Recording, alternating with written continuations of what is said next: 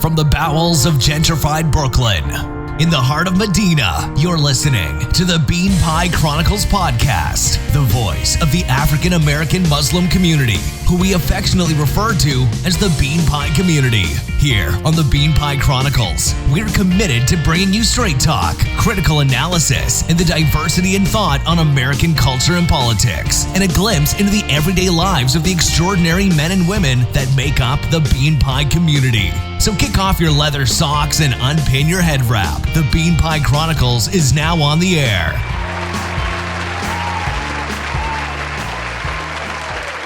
To my point, the issue in particular with Black Muslims in America is we're trying to a life that is impossible to live in America at the time that we're. You cannot live outside of the system in America. And if you're gonna leave, you can't just leave without having something, like the Prophet Muhammad Sallallahu Alaihi Wasallam, he went to Yathrib and set up conditions. There were requirements, and he came with a whole host of expectations that the people there had to sign on to. And the major thing was, you have to take care of my people that I'm. So, show me Muslim leadership in America that's doing that for the African American. I can show you a plethora of conferences and stuff where they go and they give these nice lectures and they make a paycheck. But show me where they're either, one, setting up any economy, setting us up to be financially successful, or they're giving us an alternative, and they're not doing it. And what happens is somebody like me, they don't want to hear it. They don't like the criticism. So, it is what it is.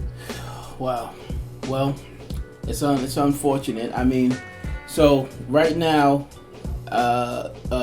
we are dealing with, again, like we started off speaking about, this coronavirus, and it's having a devastating impact on the American economy. And so what do you think, what do you feel? I have some understanding. I believe that, as a business person myself, I'm concerned about the implications on my own business and my ability to, sustain myself. Once they shut down, they created quarantines where people can't go outside. And so, we do have apps, and we have ways that people can order. You can order online and things of that nature. But as far as the foot traffic is concerned, and then just the all around economy of the people are not necessarily going to buy luxury items like cookies and cakes and bakery stuff when they're holding on to their last dollar, buying necessities and milk and things of that nature. So I'm concerned about the viability of Black businesses to survive, the ability to survive in such a difficult environment where you're talking about stimulus. Trump, the administration is talking about creating stimulus packages for small businesses, and who knows what that means, when they talk about small businesses. What do you think about the impact that this is going to have on small, independent Black business? Oh, it's going to have a huge impact. It can be devastating, but at the same time, so I had a professor, economics class, actually. His name was, I don't remember if he was Dr. Aguilera or Professor Aguilera. I can't remember, but his name Aguilera. He was the comptroller for, I can't remember whether it was Dade County or the city of Miami. But when I was in school, when I was an undergrad at the University of Miami, he came We were sitting in class, and he asked me a question. He said, would you rather make one hot dog for $100 and sell it, or would you rather sell 100 hot dogs for $1? So in my mind, in my young night, selling the one hot dog for $100, and he says, okay, what happens when you lose that?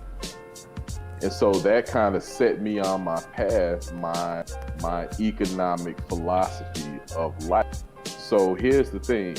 If you are selling a cookie during the prior to the economic crisis that costs $1, and your competitor is selling that cookie that costs $1, what do? Do you continue to sell that cookie at $1, or do you drop your cookie down to 65 cents, retain your customer, and then at least make something on it? So, when there's a pandemic, then you have to make pandemic decisions.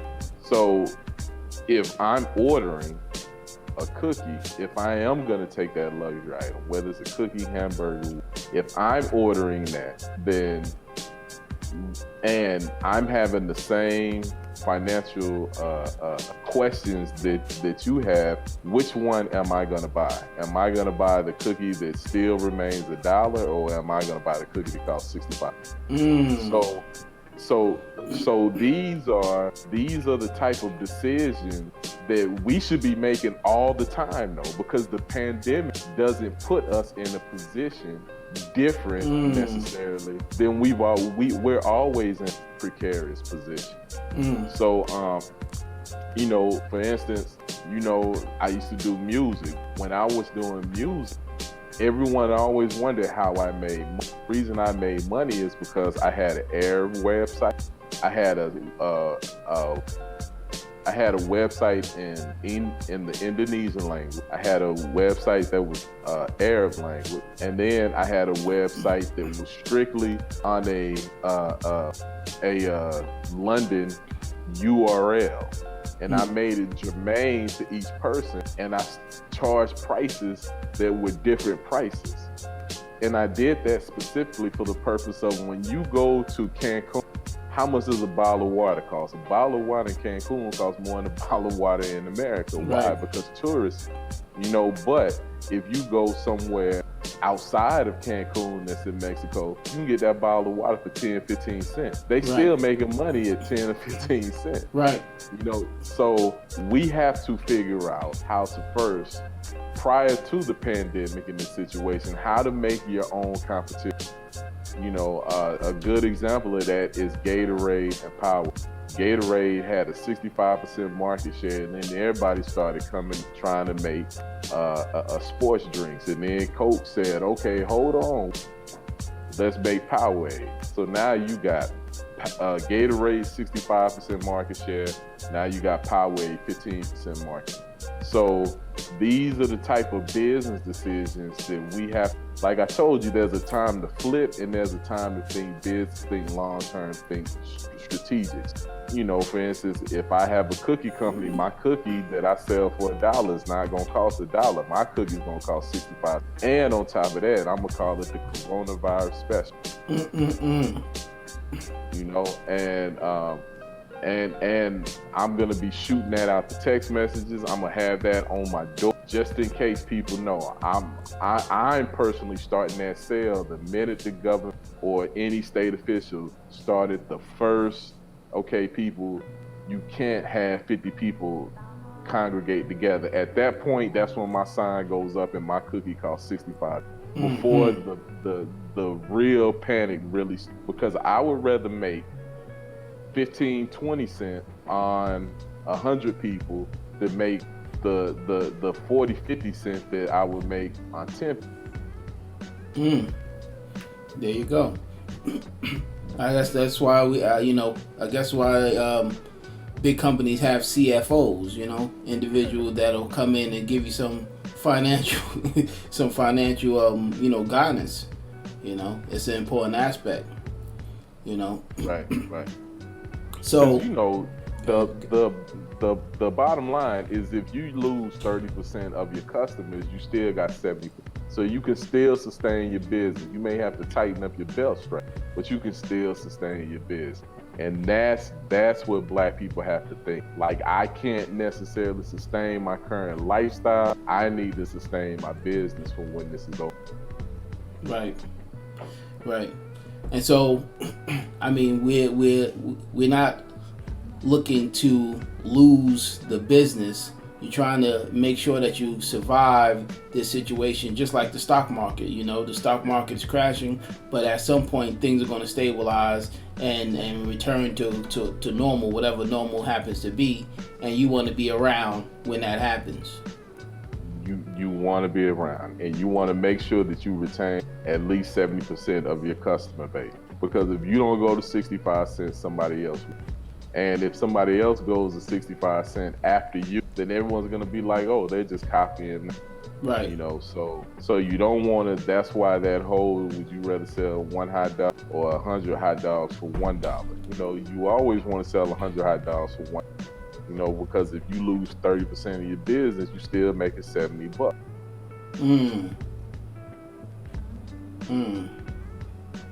Okay. And so, I mean, I was going to ask you, did you have any advice for, you know, the community as far as, you know, moving forward and as far as moving forward and trying to not only survive this situation, but also begin to try to change some of the habits that we have in regards to building wealth and economic stability? I mean, like this whole trading thing, is there a site, or like, do you need a broker for that? Would you promote Robinhood? Like, what's the best way to get into that whole thing there? Yeah, first, I would spend a week on the internet, 20, 30 minutes a day, just reading, figuring out how to trade stock. You know, just like, it's so easy to learn how to do something that's going to help you for the rest of your life. There was a time when you needed a you needed a broker in order to make trades for you, but now everything literally is at your fingertips. People that don't even have a computer or the internet can still go research on their phone, you know, and everybody got a hotspot now. Everybody got a phone. I don't care whether you got Cricket, Metro, PCS, AT&T, or Verizon. They all go to the same website. It's just, what are you searching? Are you sitting on Instagram? Are you sitting on Facebook? Are you sitting Snapchat and all this social media? Or are you spending your time trying to, you know, or just a little bit of time? It doesn't take much. Are you spending your time doing those things that are going to teach how to add additional income to yourself, how to save money, how to put money to the side, how to flip money and make money when there's an economic down, like now? Like, I would rather, personally, this is me and this is my philosophy, I would rather lose $1,000 trying to make money than spend that $1,000 on a flat screen TV. I would rather learn that lesson. I would rather go out swinging than be sucker punched, and now I'm looking up for somebody to help me up off the ground. That's just my philosophy, and that's the philosophy that black people have to understand. We have to have that philosophy because we're at a disadvantage. Like, we are in a constant economic war with institutionalized racism, a constant one. Everything from the credit score goes down if you live around a bunch of black. Why is that?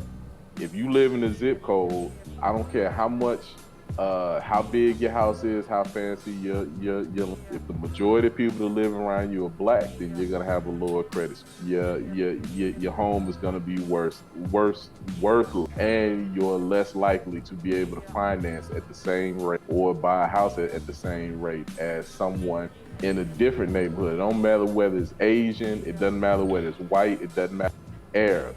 They'll be able to get more bang from their buck than you.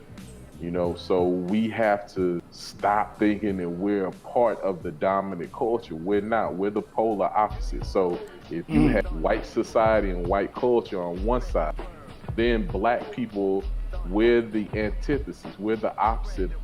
but we think we're over here with them, and we act and behave, and we have the same outlook and the same hopes, aspirations, and dreams like we're over here, but we're different. Now, in between, you got everything else, Asians, Hispanics, everything else in between. Now, you might have somebody right here, but that little distance is still better than where we are. So we have to think that way. And when we don't, we're in the position. But it's I mean, you know what, that seems somewhat counterintuitive, because it seems like right after, you want to say the hierarchy of American culture, theoretically what they say is that we're all American, so Right. That's the first proposition. But then if you want to be technical about it, and if you want to say, okay, we're going to give a rung to the white Americans that, they founded the country, is based on, some of their principles, or, white Anglo-Saxon, Protestant is sort of the model, but then the African American is sort of like their right hand man, like the Robin to their Batman, So that's the way it seems. Like, you have Barack Obama, the president. You wouldn't have like a Mexican guy be the president after, or white guys. Like, so it seems like the black man is the next man up, if not, on parallel. Yeah. So I mean, I'm hoping that you're playing, for lack of a better term, devil's advocate. Right? I'm not. I'm dead. Is that bad? No. Okay. No. I don't want to. So how can I answer that question? Or that statement? It is okay. So I'll answer that statement like this: if we are equals, or if we are the right hand, then why do we need civil rights? Why don't the regular laws for a regular white American work and apply for us? Why do we need additional civil rights? Oh, you asked me that? Yeah, like, seriously, if we are equal to, or we're the right hand man, shouldn't a regular constitution, American laws and codes that are codified within each state or whatever, shouldn't they apply for? Why do you have to take it a step further and have civil rights law if we're on the same team, if we're together? Because even within civil rights, what you're implying is that we're something other than, we're something separate. And these laws that work for white Americans, or that are for America, quote unquote, right? These laws don't necessarily apply to you, right? So we have civil rights to make you other than what these laws codify. Right. And to somehow kind of lift you up. But even within it makes us separate. Right. It makes us different. It makes us dependent or subservient or begging another individual for the rights that should be bestowed on anyone born into this country. That's true. So if you and I are walking together, and every time I need a drink of water, I got to turn to you and say, hey, boss, can I have a drink of water? Are we really walking together? Are we really equal? Or am I just your pet? Are you just being merciful and beneficent to me? Right. So that's how I would answer that question. Right.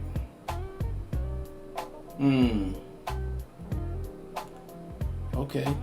I mean, there's no argument there. I mean, only thing that I would say if I was, like I said, walking that whole thing idea out, I would say that what doesn't civil rights, those rights, then apply to black people initially, but those are also the rights that would apply to a recent immigrant from India or somebody who's been here, you know, an Irishman. Well, maybe not Irishman, but other immigrants aside from European immigrants, I'm assuming. You know, people who would have benefited from being white. But so it would seem like that whole category of white Americans, whether they came from wherever they came from, aside from England, but then the black man would fare better than, let's say, somebody from Asia or somebody from Mexico. You know, that wouldn't make us the polar opposite. It would make us, like I said, the next guy on the rung, and then you would have, you know, guys from India and guys from Pakistan and Arabia or whatever, you know. But they are also existing underneath the Civil Rights Code, you know. So there definitely is a separation. But but maybe we wouldn't be on the opposite end of the spectrum. Maybe we'd be like, you know, right after. No, so if we're keeping this in the economic context, then Asians make more money than black people. Right. Mexicans make more money than black people. Hispanics. That's true. Arabs. Everyone does. But is that because of the law or is that because of the behavior? That's because we are kept out of certain positions and certain opportunities. So, you know, for instance, if you look at Google's lost several, you know, as open and inviting as Google tries to act, they've gone through several black executives that left the company because they said they couldn't stand the internal racism and the you know, just the blind spots that they had to work on. And there's not enough diversity in the decision making, in the management, in the talking points, in the talking stuff. And so they left. And this is what I'm saying is the average white male that comes out of school with the computer science degree makes double what the average black female makes with the exact same degree. Right. And makes 40% more than the average black male with the exact same degree. So, but Asian female comes out making more than a white man. You see what I'm saying? Mm. Asian male makes the equivalent of the white male. The white female makes about 10% less than the white man and the Asian female. So any way you look at this, economically or social, you know, like other groups go through a period where they may be maligned, but we're the polar opposite from the beginning. You know, we're the other side from the beginning, and everyone else trying to be closer to the white side. Mm-hmm. Whereas we're the other end of the sandwich. So we can't, you know, even when you end up trying to be Uncle Tom, you're just tolerated as the example of what everyone else should be, with kissing ass, which is kowtowing, and you know, yes, boss, thank you. But you know, the Clarence Thomas, you know, everything you do, your whole philosophy is against the culture that has caused us, that has made us survive in this society. You know, so when you look at someone like Clarence Thomas, or you look at someone, I can't think of his name now, a doctor who's a brilliant doctor, but as a black man, he's terrible because all of his philosophy, he's over DHS. I can't think of his name. Yeah,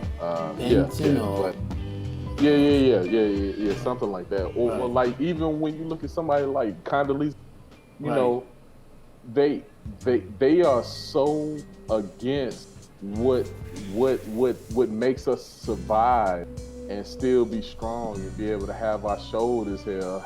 They are so against that, and all of their policies and everything, they stand against that. So, you know, we're always the other end of the sandwich, you know. Well, so I guess what you're saying is that we have to understand that fundamentally, and because you're the underdog, or systemically or systematically, you're sort of pigeonholed in this position. You have to do everything within your power economically. You have to be economically savvy in order to I guess I would say earn your freedom to some degree. You cannot afford to be ignorant. You cannot afford to be a consumer. You cannot afford to be employee only. You have to be very aggressive in assuring yourself economically in this type of environment.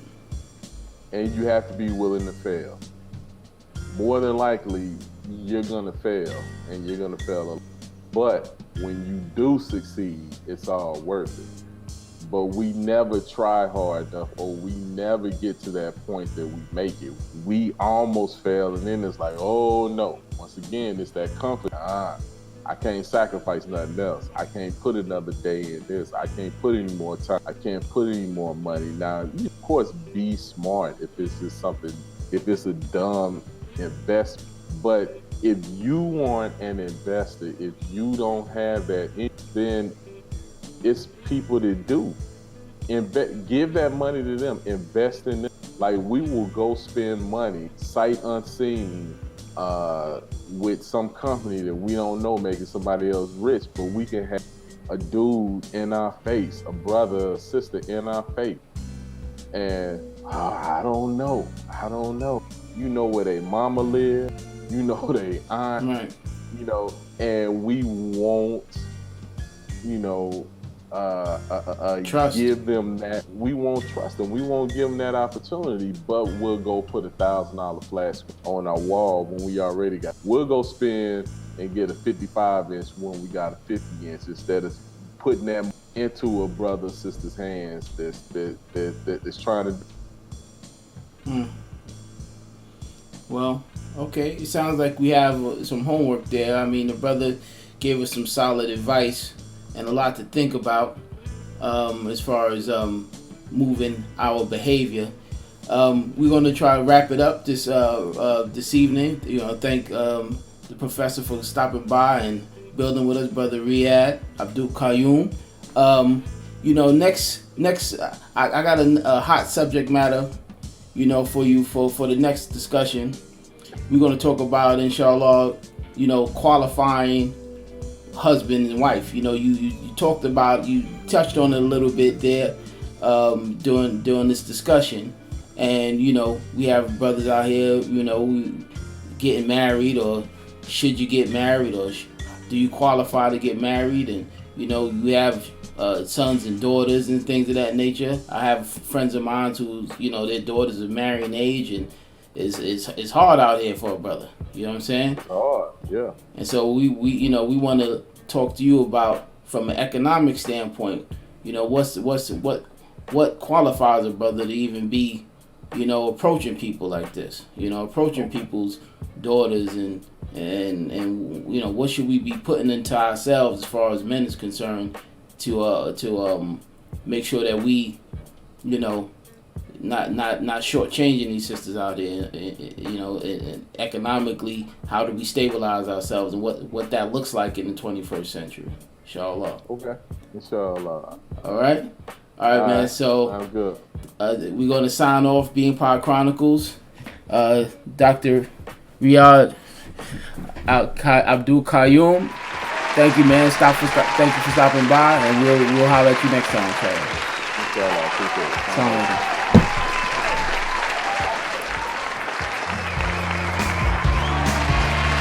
The Bean Pie Chronicles is sponsored by Abu's Bean Pie Company, located on 1184 Fulton Street, Brooklyn, who reminds you, when you're craving that perfect bean pie, choose Abu's.